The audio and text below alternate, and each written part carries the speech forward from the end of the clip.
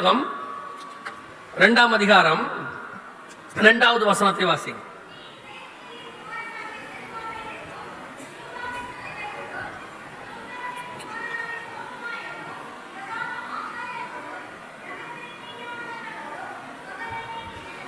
அப்படின்னா என்ன அர்த்தம்? இவன் தான் 70 வருஷம் கழிச்சு செர்பாபேல் கட்டுற ஆலயத்துக்கு பிரதான ஆசாரியன். 70 வருஷம் ஆலயம் இல்ல, ஆண்டவர் கொண்டாடுற மிகப்பெரிய சர்ச். அந்த மிகப்பெரிய சர்ச்சினுடையதான ஃபர்ஸ்ட் பாஸ்டர், சீனியர் பாஸ்டர், பிரதான ஆசாரியன். அவனை பார்த்து கர்த்தர் சொல்ற வார்த்தை என்னன்னா, உன் அக்கிரமத்தை உன்னை விட்டு விலக்கு. அந்த ஆண்டவர் சொல்ற வார்த்தையை பாருங்க. ஆண்டவர் சொல்றது சகரியாவின் புஸ்தகம் 3ஆம் அதிகாரத்துல, பார், நான் உன் அக்கிரமத்தை உன்னிலிருந்து நீங்க செய்தேன். அப்படின்னா இத்தனை வருஷம் என்ன இருந்திருக்குது? பிரதான ஆசாரியர்கள் என்ன இருந்திருக்குது? அக்கிரமம் இருந்திருக்கிறது. அதுதான் கர்த்தர் சொல்ற வார்த்தை, அக்கிரமம் இருக்கு. இன்னைக்கு நம்மகிட்ட அக்கிரமம் இல்லையா? ஏன் இன்னைக்கு இப்போ ஐயா உத்தரப்பிரதேஷ் பத்தி சாட்சி சொன்னாங்க. எங்களுடைய மிஷனரிஸ் அங்க இருக்கிறாங்க, கேட்கிறோம். அங்க பிரச்சனைகள் நிறைய இருக்கு, நிறைய போராட்டங்கள் இருக்கு. ஆனால் எந்த ஒரு ராஜ்யமும் எந்த ஒரு சாம்ராஜ்யமும் சபைக்கு எதிராக ஜெயித்ததாக சரித்திரமே கிடையாது. இப்ப இல்ல, 2000 வருஷமா நான் சொல்றேன். என்னைக்கு இயேசு கிறிஸ்துவினுடைய கண்மலையின் மேல சபை ஸ்தாபிக்கப்பட்டதோ, அதுக்கப்புறம் ரோம சாம்ராஜ்யம், ஒருங்கிணைந்த ரோம சாம்ராஜ்யம், பைசாண்டியர்கள், கம்யூனிசம், நாசிசம், பாசிசம், என்னென்ன இசம் இருக்கோ எல்லா இசமும் சபைக்கு விரோதமாய் போராடி இருக்கிறது. இன்னைய வரைக்கும் போராடி கொண்டிருக்கிறது. அதன் மேல் மோதினவர்கள் தான் நொறுங்கி போனார்களே ஒழிய ஒரு நாளும் பாதாளத்தின் வாசல்கள் சபையை மேற்கொள்ளவே இல்லை. எந்த நாட்டிலும் மேற்கொள்ளல, எந்த நாட்டிலும், ஒரு நாட்டில கூட மேற்கொள்ளல. நான் சொல்றது இந்தியால இல்ல, எந்த நாட்டிலும் மேற்கொள்ளல. அது எப்படிப்பட்ட நாடாக இருக்கட்டும், நீங்க நாட்டை அடைச்சு போடுங்க. சவுதி அரேபியா மாதிரி ராஜாக்கள் நாட்டை அடைக்கட்டும், அங்கேயும் அண்டர் கிரவுண்ட் சர்ச் நடந்துச்சு, நடக்குது. இன்னைக்கு சைனா மாதிரி நாட்கள் எடுத்துக்கொள்ளுங்க, அங்க போய் பாருங்க, அங்கேயும் சபை நடக்குது. இன்னும் சொல்ல போனா சைனாலேயே பைபிள் பிரிண்ட் ஆகுது. நார்த் கொரியால எடுத்துக்கொள்ளுங்க, சூடான்ல எடுத்துக்கொள்ளுங்க, எங்க வேணாலும் சொல்லுங்க, ஒரு அரசாங்கம் கூட சபைக்கு விரோதமாய் ஜெயித்ததே கிடையாது. போராடும், ஆனால் ஜெயிக்காது. ஜெயிக்கிறதனவோ முடியல, சபையாகத்தான் இருக்கும். சபை தோத்ததாக சரித்திரமே கிடையாது. ஏன்னா அது தோக்காது. ஏன்னா அதை ஸ்தாபிச்சவர், ஜெயிச்சவர், எல்லா இடங்களிலும் எங்களை வெற்றி சிறக்க பண்ணுகிறவர். அவரும் ஜெயிச்சாரு, அவருடைய ஃபர்ஸ்ட் பேட்சும் ஜெயிச்சிச்சு. இந்த பேட்ச் வரைக்கும் ஜெயிச்சுக்கிட்டே தான் இருக்கும். எப்ப சபை தோக்கும் தெரியுமா? அப்ப கூட சபை தோக்காது, ஊழியக்காரன் தோப்பான். ஊழியக்காரன் தோப்பான். ஒரு இடத்துல ஒரு அக்கிரமம் மிகுதி ஆகுது, ஒரு இடத்துல சபைக்கு விரோதமான காரியங்கள் நடக்கும் பொழுது அங்கே சபை ஜெயிக்காமல் பலவீனப்படுதுன்னா அதற்கு காரணம் சபைதானே ஒழிய எதிர்த்து நிற்கிற அரசாங்கம் கிடையாது. இந்த அரசாங்கம், நான் சொல்றது எந்த அரசாங்கத்தையும் சொல்றேன், ரோம சாம்ராஜ்யத்தை மாதிரி கொடுமையான அரசாங்கம் உலகத்துல வந்ததே இல்லம்பாங்க. அவங்க தான் இருக்கிறதே கொடுமையான சட்டங்களை கையில வச்சிருந்தவங்க, சிலுவை மரணத்துல இருந்து எல்லாத்தையும். அந்த அரசாங்கத்தையே சபை தூக்கி சாப்பிட்டுருச்சு. அவனே ஏத்து நிக்க முடியாம வேற வழி இல்லாம ராஜ்யமே கிறிஸ்தவ சாம்ராஜ்யமா மாறிடுச்சு. அப்படிப்பட்டதான வல்லமை வாய்ந்ததான இந்த சபை ஏன் இந்த காலத்தில் தடுமாறுகிறது? ஒண்ணுமில்லாத ஆட்கள், எல்லாம் சும்மா பூச்சாண்டி மாதிரி ஆட்கள். இவங்களுக்கு அவங்க மதங்கள் மேலேயும் பற்று கிடையாது. இவங்கெல்லாம் நமக்கு எதிராக நிக்கிறாங்களே அப்படின்னு சொல்லி நீங்க பார்க்கும் பொழுது காரணம் எங்க பிரச்சனை இருக்கு தெரியுமா? இங்க பிரச்சனை இருக்கு, உள்ளுக்குள்ள சர்ச்சுக்குள்ள பிரச்சனை இருக்கு, ஊழியக்காரங்கிட்ட பிரச்சனை இருக்கு. அன்னைக்கு உள்ளதான அந்த ஊழியக்காரனுடைய ஒரு மனமோ, அன்னைக்கு உள்ள ஊழியக்காரங்கிட்ட இருந்தான அந்த ஆத்ம பாரமும் ஊழிய வேட்கையும் இந்த கடைசி 40 வருஷமா இல்ல. இன்னும் கரெக்டா சொன்னோம்னா 2000க்கு மேல இல்ல. 2000க்கு முன்னாடி வரைக்கும் ஊழியத்துல இருந்து நமக்கு முன்மாதிரியா இருந்த பரிசுத்தவான்கள் கதை வேற. இப்ப 2000க்கு அப்புறம் வந்திருக்கிற ஊழியக்காரங்கள பெரும்பான்மையானவர்கள், எல்லாரும் சொல்லல, பெரும்பான்மையானவர்கள் இவங்க எல்லாம் எப்படின்னு கேட்டீங்கன்னா முருங்கை மரம் மாதிரி. பார்க்கறதுக்கு நல்லதா இருக்கு, உடம்புக்கு நல்லதுதான், காத்தடிச்சா நிக்காது, நிக்கவே நிக்காது, அப்படியே சாஞ்சிரும் ஒரு பக்கம், வேர் ஊன்றாதவங்க. இன்னைக்கு உள்ள ஊழியர்களுடைய நிலைமை அதுதான். இவங்க என்ன சொல்ற தெரியுமா? எல்லாருக்கிட்டையும் இந்த வாட்ஸ்அப் ஒண்ணு வந்துருச்சா, உடனே வாட்ஸ்அப்ல எங்களுடைய சபைக்கு உபத்திரவம் வருகிறது, அவர்கள் மிரட்டுகிறார்கள், அவர்கள் சபையை மூட சொல்லுகிறார்கள். நம்மளை எரிச்ச காலம்லாம் இருக்கு, சபையை எரிச்ச காலம் இருக்கு, இன்னும் உடைக்கிற காலம் இருக்கு. நான் உபத்திரப்படுறவங்களை குறையா சொல்லல. உபத்திரப்படுகிறவர்கள் இன்னைக்கு எப்படிப்பட்டவங்களா இருக்கிறாங்கன்னா, சின்ன விஷயத்தை கூட அவங்களால தாங்க முடியல, ஒரு சின்ன விஷயத்தை கூட ஏத்து நிக்க முடியல. காரணம், அவர்கள் விசுவாசத்தில் பலப்படவில்லை. அவங்களுடைய பிரச்சனையே வேற. இப்போ பைபிள் சொல்லுது, அடைத்த அழைப்பும் கிருபா வரங்களும் மாறாதவைகள், அப்படிதானே? ஊழியத்துக்கு வரும்போது அவர்கிட்ட கேட்டு பாருங்க, உங்க தரிசனம் என்ன அப்படின்னு கேட்டா 99.99 நம்ம எல்லாருடைய தரிசனமும் ஆத்ம பாரம். ஆத்ம பாரம் இல்லாம ஊழியமே கிடையாது இல்லையா? எந்த நிலைக்கும் எல்லா ஊழியம் வந்தாலும் ஆத்ம பாரம் தான். அது எவாஞ்சலிஸ்டோ, பாஸ்டரோ, தீர்க்கதரிசியோ யார் வேணா இருக்கட்டும், ஆத்ம பாரம் தான் பேஸ். அதே ஊழியக்காரர் 10 வருஷம் கழிச்சு கேளுங்க, உங்க தரிசனம் என்ன, இடம் வாங்குறது பாரு. நீங்க இன்னைக்கு அதான் நிலைமை. எப்படி தரிசனம் மாறுச்சு? தரிசனம் எப்படி மாறுச்சு? அப்போ சர்ச்சுக்கு இடம் தேவையில்லையா? இடம் என்பது தேவை, தரிசனம் அல்ல. தேவை என்னைக்குமே தரிசனமா மாறாது. உங்களுக்கு சொல்றது புரியும் நினைக்கிறேன். இப்ப நீங்க ஒரு சின்ன வீட்டுக்குள்ள ஆராய்ச்சிருப்பீங்க, 10 பேர் இருந்திருப்பாங்க. அந்த வீட்டுல இருக்கும்போது உங்களுக்கு என்ன தேவை அப்படின்னு கேட்டீங்கன்னா ஆத்மா தேவை. 50 பேர் ஆயிட்டாங்க, இப்ப என்ன தேவை? மைக் தேவை, ஒரு ஸ்பீக்கர் தேவை. மைக்கும் ஸ்பீக்கரும் தேவையாகத்தான் இருக்குமே ஒழிய தரிசனமாய் மாறாது. அடுத்து 500 பேர் ஆயிட்டாங்க, ஒரு வாடகை வீடு எடுக்கிறோம், கொஞ்சம் 2 ஸ்பீக்கர், ஒரு மிக்சர் எல்லாம் போடுறீங்க, இது அத்தனையும் தேவை. அந்த 500 பேர் 1000 பேர் ஆயிட்டாங்க, இப்ப எங்கேயுமே வாடகைக்கு இடம் கிடைக்கல, இப்ப என்ன தேவை? இடம் தேவை. இடம் எப்ப தரிசனமாச்சு? இடம் தரிசனமாய் மாறின உடனே ஊழியம் படுத்துருச்சு, இல்ல காணாம போயிருச்சு. இடம் தேவையா இருக்கிற வரைக்கும் ஒரு ப்ராப்ளம் கிடையாது. இன்னைக்கு உள்ள ஊழியர்களுக்கு தரிசனத்துக்கும் தேவைக்கும் டிஃபரன்ஸ் தெரியாது.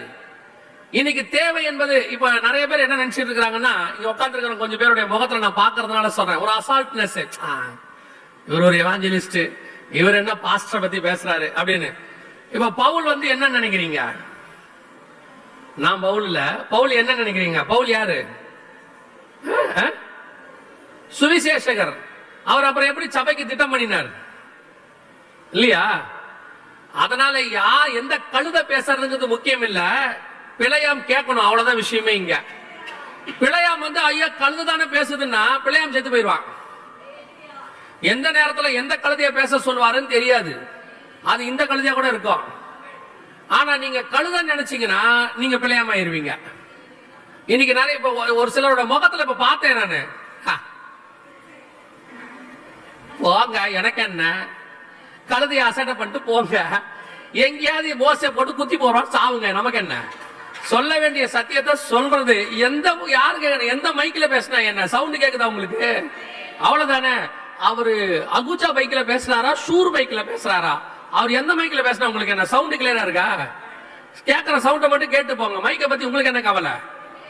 பேசுறது எந்த பாத்திரமா இருந்தா என்ன, காய்ச்சறது எந்த பாத்திரமா இருந்தா என்ன, குடுக்கறது சில்வர் டம்ளரோ கண்ணாடி டம்ளரோ, காப்பி வந்துச்சா குடிச்சிட்டு போயிட்டே இருக்கணும். அது என்ன, எனக்கு கண்ணாடி டம்ளர்ல கொடுத்த குடிக்காத பயிரு, உனக்கு காப்பி வேணுமா டம்ளர் வேணுமா? உட்கார்ந்து தோரணைய பாருங்க. அவ்வளவு பெரிய ஊழியக்காரங்க உட்கார்ந்து கேட்டுக்கிட்டு இருக்காங்க, ஒரு 2-3 பேரு. ஓ நமக்கு என்ன, கூப்பிட்டீங்க, நீங்க தான் கூப்பிட்டீங்க, வந்து சொல்றது கேட்டா கேளுங்க, அதான் உங்களுக்கு நல்லது, அவ்வளவுதான். இன்னைக்கு தரிசனம் உங்களுக்கு மாறிடுச்சு. அவரு நீங்க நினைப்பீங்க இவர் எவாஞ்சலிஸ்ட் தானே, உங்களுக்கு சொல்றேன் கேளுங்க. உங்களுக்கு சர்ச்சை கட்டது ஒரு தேவையா இருக்கும், அதே மாதிரி எங்க ஊழியத்துக்கு ஒரு தேவை இருக்கும், எவாஞ்சலிஸ்ட் ஊழியத்துக்கு ஒரு தேவை இருக்கும். எந்த ஊழியமா இருக்கட்டும், அது தேவை தானே ஒழிய தரிசனம் இல்லை. உங்களுக்கு சபை கட்டுறது உங்களுக்கு தேவையா இருந்துச்சுன்னா, இப்ப எல்லா எவாஞ்சலிஸ்டுக்கும் டவர் ஒரு தரிசனமா இருக்குது. பாபேலுக்கு அப்புறம் அதிக டவர் கட்டுறவங்க இவங்க தான். நீங்க நல்லா கவனிச்சு பாருங்க, பாபேல் கோபுரம் கட்டாம இல்ல, அதுக்கப்புறம் கோபுரம் கட்டுறாட்கள் இவங்க தான். நிறைய டவர் கட்டுவாங்க, கட்டிக்கோங்க. டவர் என்பது என்ன, அதோட காரணம் என்ன? ஒரு எவாஞ்சலிஸ்டுக்கு ஜனங்களை சந்திப்பதற்கு ஒரு இடம் தேவை, அவ்வளவுதான். அந்த இடத்தை ஆண்டவர் கொடுத்துட்டு போறாரு. அதை விட்டுட்டு அது தரிசனமா மாறுது பாத்தீங்களா? அந்த தரிசனமாய் மாறும்போது உங்களை அறியாமலேயே அக்கிரமம் வரும் உங்களுக்குள்ள. உங்களுடைய நான் சொல்றது ஒரு உதாரணம், நீங்க யாரும் அப்படி இல்ல, நான் உதாரணத்துக்கு சொல்றேன். இப்போ உங்களுக்கு தேவையை தாண்டி அந்த இடங்கிறது தரிசனம் ஆயிடுச்சுன்னா ஆட்டோமேட்டிக்காக உங்க பிரசங்கம் மாறும். சத்தியத்தை பேசிட்டு இருந்த நீங்கள் ஜனங்களுக்கு தேவையை பேச ஆரம்பிப்பீர்கள். உங்க வசனமே மாறும். உற்சாகமாய் கொடுக்கிற தேவன் பிரியமா இருக்கிறார் மாறிடுச்சு வசனம். ஏன்னா இருதயத்தின் நிறைவினால் வாய் பேசும். எப்ப நீங்க தரிசனத்தை விட்டுட்டு தேவையை பேச ஆரம்பிச்சீங்களோ அந்த நிமிஷம் உங்க புல்பிட்டை விட்டு ஆவியானவர் இறங்கிட்டார். ஏன்னா அவர் ஆவி மாம்சத்தோடு போராடாது. ஒண்ணு கர்த்தர் இல்ல ஆவி. புல்பீட்ல இருந்து ஆவியானவர் பேசினார்னா உங்களுக்குள்ள இருந்து மாம்சம் வெளிப்படாது. சத்தியத்தில் இருக்கிற சபை நல்லா கவனிச்சுக்கொள்ளுங்க. நமக்கு முன்னாடி உள்ள பரிசுத்தவான்கள், நான் சொல்றது 40 வருஷத்துக்கு முன்னாடி வச்சுக்கோங்க, ஒரு ஜெனரேஷன். அந்த பரிசுத்தவான்கள் கொட்டாயில தான் ஆரம்பிச்சாங்க. ஆனா முடிக்கும் போது நல்ல இடத்தோட தான் முடிச்சாங்க. இன்னைக்கு நம்ம வச்சிருக்கிற எல்லாமே அவங்க உருவாக்கி வச்சுட்டு போனதுலதான் நம்ம கட்டடம் கட்டி இருக்கிறோம். ஆனா அவங்களுக்கு அப்ப அந்த தேவை எப்படி சந்திக்கப்பட்டுச்சு? அவங்க யாருக்கிட்டையும் ஒண்ணுமே கேட்கவே இல்லை. அவங்க அடிக்கிற கொட்டை அடிச்சுக்கிட்டே தான் இருந்தாங்க, நடக்கிறத நடந்துகிட்டே இருந்தாங்க. உங்க பார்வையில அவங்களுக்கு பைத்தியக்காரன். அவர்களுக்கு அந்த காலத்துல ஒன்றும் தெரியாது. நான் சொல்றேன், நமக்கு தான் ஒன்றும் தெரியாது. அவங்களுக்கு எல்லாம் தெரிஞ்சிச்சு. யாருகிட்ட என்ன கேட்கணுங்கிறத அவங்க கரெக்டா புரிஞ்சு வச்சிருந்தாங்க. உங்களுக்கு புரியுதா? இந்த ஒரு கண்ணு தெரியாத ஒரு பிச்சைக்காரர் ஒருத்தர் உட்கார்ந்து இருப்பாரு தெரியுமா? இயேசு கிட்ட வந்து கேட்பாரு இல்லையா? அவருக்கு என்ன கேட்பாரு இயேசு கிட்ட? பிச்சைக்காரன் என்ன கேட்பான்? தாவீதின் குமாரனே. இயேசு கிட்ட போய் இயேசு வந்த உடனே அவன் என்ன கேட்பானா? நான் பார்வை அடைய வேண்டும். பிச்சைக்காரன் என்ன கேட்பான்? காசு தானே கேட்பான். அவன் யாருக்கிட்டையாவது பார்வை கேட்டிருப்பானா? அந்த வழியா வர போற யாருக்காவது பார்வை கேட்டிருப்பானா? கேட்கவே மாட்டான். அவனுக்கு நல்லா தெரியுது, எவங்கிட்ட எது கேட்டா கிடைக்கும், இவங்கிட்ட இதை கேட்டா கிடைக்கும், இவர்கிட்ட கண்ணு கேட்டா கிடைக்கும், இவங்கிட்ட கண்ணு கேட்டா கிடைக்காது, இவர்கிட்ட காசு கேட்டா கிடைக்காது. அந்த பிச்சைக்காரனுக்கு இருக்கிற அறிவு கூட கடைசி காலத்துல நிறைய ஊழியக்காரனுக்கு இல்ல. யாருகிட்ட எதை கேட்கணும்னே தெரியல. இயேசு நாளத்தை உட்காந்து காசு கேட்டுக்கிட்டு இருக்கான், டாக்டர் கிட்ட கண்ணு கேட்டுக்கிட்டு இருக்கான். எப்படியாவது என் கண்ணு நல்லா தெரியணும் டாக்டர். நீங்க டாக்டர் கிட்ட போறத பத்தி நான் குறை சொல்லல. அங்க கேட்க வேண்டியது கண்ணு இல்ல, இவர்கிட்ட போய் தான் கண்ணு கேட்டிருக்கணும். ஆண்டவரே, நான் பார்வை அடிமடி என் கண்களுக்கு கழிக்கம் கொடுங்கப்பான்னு கேட்டிருக்கணும். நீங்க கேட்க வேண்டிய இடத்தை விட்டுட்டு நீங்க இப்ப முழுக்க முழுக்க என்ன பண்ணிட்டு இருக்கிறீங்க? ஜனங்களை சத்தியத்தில் நடத்தினால் தேவைகளை பரலோகம் தானாய் சந்திக்கும். நீங்கள் கேட்க வேண்டிய அவசியமே இருக்காது. வயக்காட்டுக்கு வேலைக்கு கூப்பிடுறவர் நல்லா கவனிச்சிருக்கீங்களா? வயக்காட்டுக்கு வேலைக்கு கூப்பிடுறவர் அறிவால அவரே கொடுத்துருவாரு. ஒரு கம்பெனிக்கு வேலைக்கு போனீங்கன்னா அவனே டீ காபி எல்லாம் வச்சிருக்கான் உள்ள, அவனே போக்குவரத்து கொடுக்கறான், அவனே சம்பளம் கொடுக்கறான், ஃபேன் போடுறான், லைட் போடுறான், கம்ப்யூட்டர் கொடுக்கறான். நீங்க பேக மாட்டிக்கிட்டு போனா போதும், மத்தியானம் சாப்பாடு எடுத்துக்கிட்டு போனா போதும். சில கம்பெனிக்காரன் மத்தியானம் சாப்பாடும் கொடுத்துறான், நீ வந்தா போதுங்கிறான். உங்ககிட்ட வேலை வாங்கறதுக்கு அவனுக்கே இவ்வளவு தெரியுது. பரலோகத்தில் உள்ள தேவனுக்கு, சர்வ வல்லமை உள்ள ஆண்டவருக்கு எவ்வளவு தெரியும்? இன்னைக்கு நாம என்ன பண்ணிட்டு இருக்கிறோம் தெரியுமா? அவர்கிட்ட உட்காந்துக்கிட்டு, அவர் கொடுத்த சபை கிட்ட உட்காந்துக்கிட்டு நாம என்ன பண்ணிட்டு இருக்கிறோம்? உற்சாகமாய் கொடுக்கறதுல கர்த்தர் பிரியமா இருக்கிறார். அவர் 2 வாரம் கேட்டு பாக்குறீங்க, அவன் கொடுக்க மாட்டேங்கிறான். சரியா? ஏன்னா அவர் ஏவனை தானே இவன் கொடுப்பான், அவர் இருதயத்தை ஏவனை தானே இவன் வந்து கொடுப்பான். விசுவாசி அவன் கொடுக்க மாட்டான். அப்புறம் நம்முடைய உபதேசம் கொஞ்சம் ஸ்ட்ராங்கா மாறுது. எப்படி மாறுது? அநேகர் வைத்துக் கொண்டு வஞ்சிக்கிறீர்கள், கர்த்தர் உங்களுடைய வீட்டை பார்க்கிறார், கர்த்தருக்கு கொடுக்காமல் கைகளை குறுக்குகிறீர்கள். ஆமா, அவன் அசைய மாட்டான், அவன் பயங்கர தெளிவாயிட்டான். முந்தி மாதிரி இல்ல அவன். ஏன்னா டெய்லி இப்ப போன்ல எல்லாம் பாக்குறான் நிறைய பேரை, நம்மள வேற மாதிரி பாக்குறான். இப்ப நம்ம பிரசங்கம் ரொம்ப டென்ஷன் ஆகுது. அடுத்து வேற இந்த நேரத்துல ஒரு பாஸ்டர் நம்மள சர்ச்சை கட்டிட்டு பிரதிஷ்டை கூப்பிடுறாரு. அவர் என்ன பண்றாரு? பிரதிஷ்டை கூப்பிடுறாரு. நீங்க ஒரு பாஸ்டர் சர்ச்சை கட்டிட்டாருன்னு பிரதிஷ்டைக்கு போய் சந்தோஷமா வாழ்த்திட்டு வந்தவங்க எத்தனை பேர் பாருங்க? 4 பேர் தான் கை தூக்குறாங்க பாருங்க. அங்க போன உடனே எப்படி கட்டியிருக்கான் பாருங்க. அவர் எது கூப்பிட்டார்? நம்மள ஆசீர்வதிக்கிறதுக்கு. நம்ம போய் பாக்குறது என்ன? பெருமூச்சு விட்டு. இயேசு பெருமூச்சு விட்டார்ல, இவன் அனல் மூச்சு விட்டு. அப்பா எப்படி கட்டுறான்பா. கடைசியா உங்களுடைய குற்றப்படுத்தல் யார் மேல போய் நிக்கும் தெரியுமா? இவனுக்கு நல்ல விசுவாசிங்க கொண்டாந்து கொட்டுறான். நமக்கும் கிடைச்சிருக்கு பாருங்க, பிச்சைக்கார பயில்வோ ஏதாவது தரானா. தலைவன் எப்படி இருக்கானோ அப்படித்தானே தொண்டா இருப்பான், அப்படித்தானே இருப்பான். எதுக்கு விசுவாசி திட்டுவிய? விசுவாசி உங்களை காணிக்க கொடுக்க சர்ச்சைக்கு வந்தானா, பரலோகத்துக்கு போறதுக்கு சர்ச்சைக்கு வந்தானா? பரலோகத்துக்கு வந்தானா? நீங்க யோசிச்சு பாருங்க. உங்க பையனை கொண்டு போய் ஸ்கூல்ல விடுறீங்க. டெய்லி டீச்சர் அவங்கிட்ட, எங்க வீட்டுல வீடு கட்டிட்டு இருக்கோம்பா, உங்க அப்பாட்ட சொல்லி செங்கலுக்கு காசு கொண்டானா, அவன் என்னங்கப்பா, ஸ்கூலுக்கு எதுக்கு வந்தேன்? நானு படிக்க தானே வந்தேன், அதான் ஃபீஸ் கட்டிடல, தசமாங்க காணிக்கும், அதெல்லாம் தனியா வேற இப்படி கேட்டுக்கிட்டு இருக்கிற. கேட்பானா மாட்டானா? இல்லையா? நீங்க தங்கம். நான் பேசுறது உங்களை பத்தியே இல்ல, நான் பேசுறது எல்லாமே தமிழ்நாட்டுக்கு வெளியா. சபையில பிரசங்கம் என்ன பிரசங்கம் போயிட்டு இருக்கு? சபைக்கு எதுக்கு வந்தான் விசுவாசி? பரலோகத்துக்கு போறதுக்கு வந்தான்.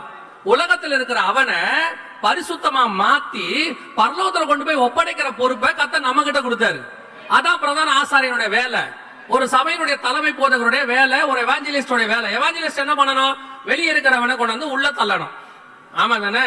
வெளியே போயிருக்கிற காந்தக மந்திரிக்கு ஞானஸ்தானம் கொடுத்து உள்ள கொண்டு வந்து தள்ளணும். இப்ப எவாஞ்சலிஸ்ட் என்ன பண்றான்? வெளியே இருக்கிறவன் அவரே கொண்டு போயிரு, சபை கூட தள்ளுறதே இல்ல. அப்புறம் கொஞ்ச நாள் கழிச்சு எவாஞ்சலிஸ்ட் பாஸ்டர் ஆயிடுறாரு. அவர் முன்பு சுவிசேஷகராக இருந்தார், இப்பொழுது போதகராக மாறிவிட்டார். எப்படி மாறுவாரு? அவருக்கு அழைப்பு சுவிசேஷகர் தானே, அழைப்பு தான் மாறாத. இல்ல, ஆண்டவர் எனக்கு சொல்லி இருக்கிறாரு 15 இயர்ஸ் ஒன்ஸ் எனக்கு அழைப்பு மாத்துவாரு. எப்படி மாத்துவாரு? இல்ல, ஃபர்ஸ்ட் எவாஞ்சலிஸ்டா இருப்பேன், அப்புறம் பாஸ்டா இருப்பேன், அப்புறம் என்ன ஆவேன்? நானே தீர்க்கதரிசி ஆயிடுவேன், கடைசியா என்ன ஆவேன்? சாவும் போது அப்போஸ்தலன் ஆயிடுவேன். அது எப்படி சாவும் போது அப்போஸ்தலன் ஆவீங்க? வயசாயிடுச்சு இல்ல. இப்ப அப்போஸ்தலர் யாருன்னா வயசானவர் தான் அப்போஸ்தலர். அவன் கண்டுபிடிச்சு வச்சிருக்கான், ஐயா அப்போஸ்தலர். எதனால அவர் அப்போஸ்தலர்? அவருக்கு 60 வயசு ஆயிடுச்சுங்க. 60 வயசானவர் எப்படி அப்போஸ்தலர் ஆவாரு? அப்போஸ்தலர் என்பது அழைப்பா வயசா? அழைப்பு தானே. அது எப்படி அவர் அப்போஸ்தலர் ஆவாரு? இப்ப பாருங்களேன், நல்லா வர்ஷிப் பண்ணிட்டே இருக்கான், திடீர்னு பாஸ்டர் ஆயிடுறான். நீ எப்படிப்பா பாஸ்டர் ஆன? இல்லைங்க, ஆண்டவர் என்ன பாஸ்டாக்க சொன்னாரு. எப்படி உன்ன பாஸ்டாக்க சொன்னாரு? நம்ம கூட்டம் நிறைய பேர் வராங்க, நமக்கு வந்து அவங்க எல்லாம் சொன்னாங்க, ஏன் பிரதர் நீங்க ஒரு சர்ச்சை ஆரம்பிக்க கூடாதா? அது சாத்தானுடைய தூதன்னு கூட இந்த பிசாசுக்கு தெரியல. அவன் யாருன்னா, உன்னை சோதிக்கிறதுக்கு அனுப்புற சாத்தானுடைய தூதன். என்னை தாழ விழுந்து பணிந்து கொண்டால் இவன் எல்லாவற்றையும் நான் உனக்கு தருவேங்கிறான் தான் அவன்.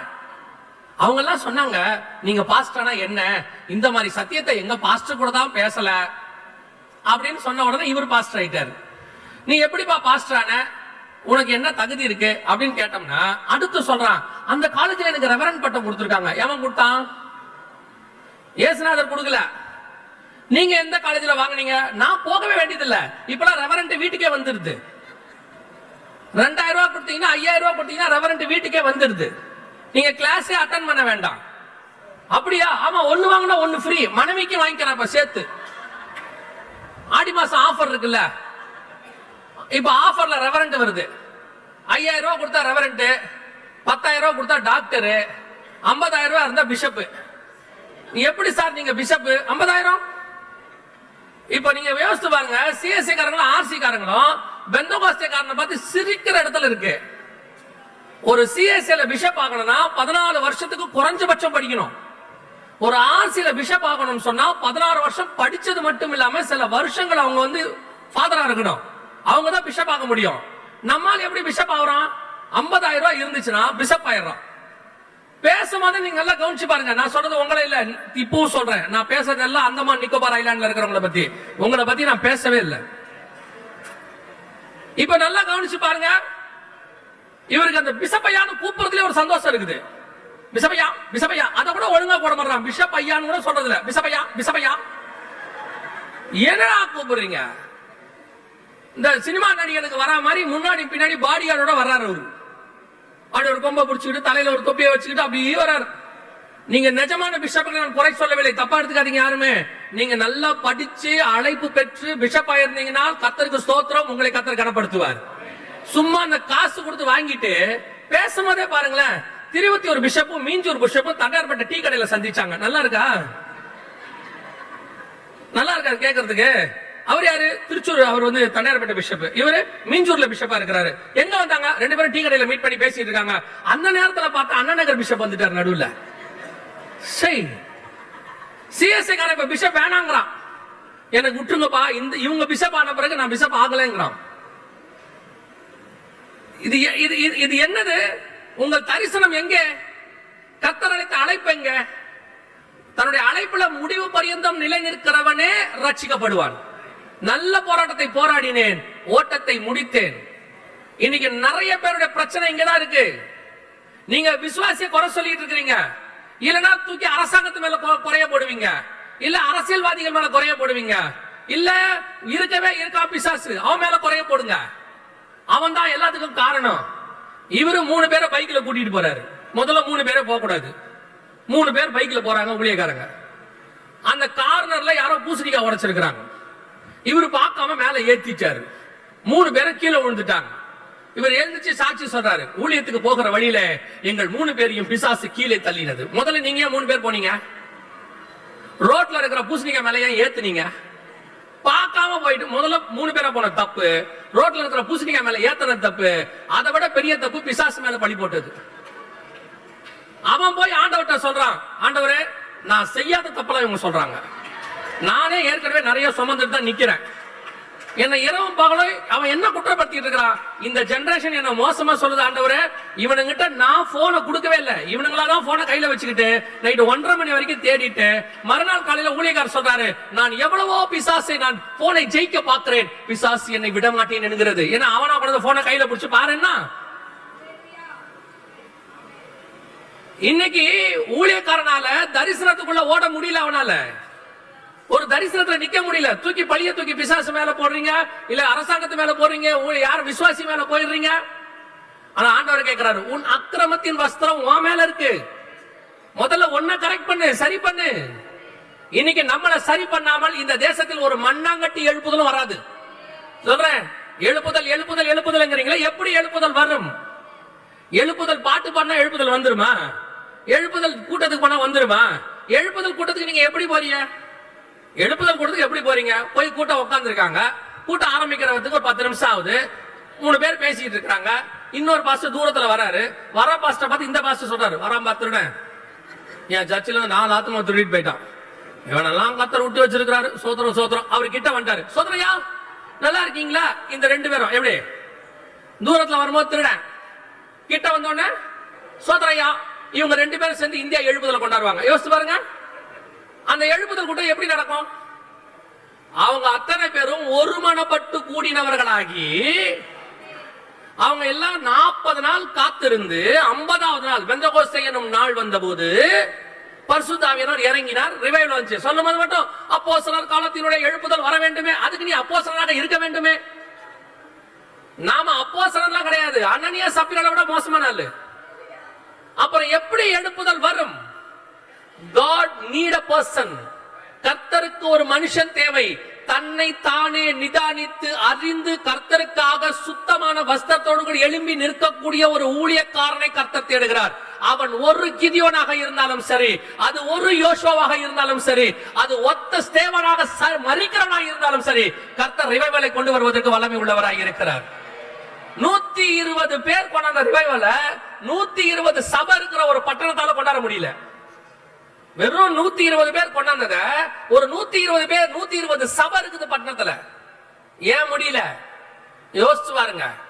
நீங்க பல ஸ்தாபனங்கள் இருக்குது, கிறிஸ்தவ ஸ்தாபனங்கள் அல்லாதவங்கள சொல்றேன், நமக்கு எதிரான ஸ்தாபனங்கள். அவன்லாம் நல்லா கவனிச்சிருக்கீங்களா? அவன் எப்படி பிடிக்கிறான் பாருங்க, அவனுக்குள்ள எவ்வளவு ஒரு ஒத்துமை இருக்குது பாருங்க. ஒரு டீமை மீடியாக்கு அனுப்பி இருக்கிறான், நான் சொல்றது உங்களால புரிஞ்சுக்க முடிஞ்சா புரிஞ்சுக்கோங்க. மீடியாக்கு அனுப்பி இருக்கிறான், ஒரு டீமை நடிகர்களுக்குள்ள அனுப்பி இருக்கிறான், ஒரு டீமை அரசியலுக்குள்ள அனுப்பி இருக்கிறான், ஒரு டீமை பத்திரிகைக்குள்ள அனுப்பி இருக்கிறான், ஒரு டீமை மக்களுக்குள்ள அனுப்பி இருக்கிறான். இந்த ஒவ்வொன்றுக்கும் ஒவ்வொரு பேர் இருக்குது, தனித்தனி பேர் வச்சிருக்கான். ஆனா அத்தனை பேரும் ஒரு டாஸ்க்ல வேலை செய்யறான். நான் சொல்றது தமிழ்நாட்டுல, வேற எங்கேயும் இல்ல.